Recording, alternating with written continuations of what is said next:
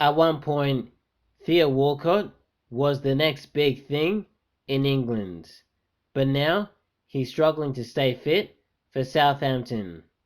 What happened? Looking at Walcott's transfer activity, he moved from Southampton to Arsenal for about 10 million euros. He spent over a decade at Arsenal. Then he moved to Everton for about 22 million euros. After that, he went to Southampton on loan. The loan ended, then he went to Southampton on a free transfer. That's what's happened so far. But looking at this in more detail, his best seasons were the 2010-11 season, where he got 9 goals and 7 assists, which is pretty good, in 28 appearances. Then also the 2011-12 season, where he got 8 goals and 8 assists, which is really good again, in 35 appearances. And then the 2012-13 season, where he got 14 goals and 10 assists, which is his best ever season in the Premier League, in 32 appearances, which is very good. So overall, this is quite impressive. But my problem with this is that Walcott has had 14 seasons in the Premier League, and he's only had 3 good seasons. For me, this is unacceptable because if you're a player that's had that much game time and that much and this many seasons in the Premier League, finally got it, you should be delivering a lot more.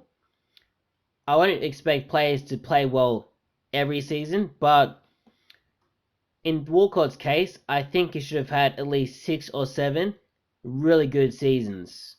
So at least half the seasons should have been good. But for him to only deliver in 3 of these seasons is just unacceptable. Now, Walcott has had injuries, which has hampered his career. He's had a lot of soft tissue injuries, so like hamstrings. And the thing with this is that if you're a player and you seem to have the same recurring injuries, there are ways to really address this so that these problems aren't really a big issue. And it seems that Walcott never really addressed this.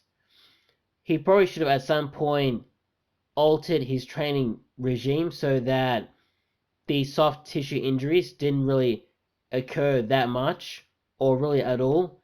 But he never really got around to that, so his career was affected because of it. Now, looking at all these seasons, I don't think Walcott ever really had a full season.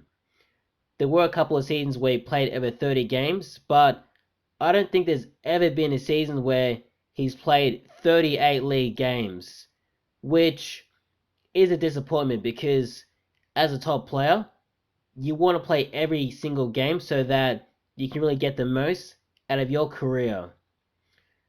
And obviously, he spent the majority of his career at Arsenal, so that's where he was the most productive.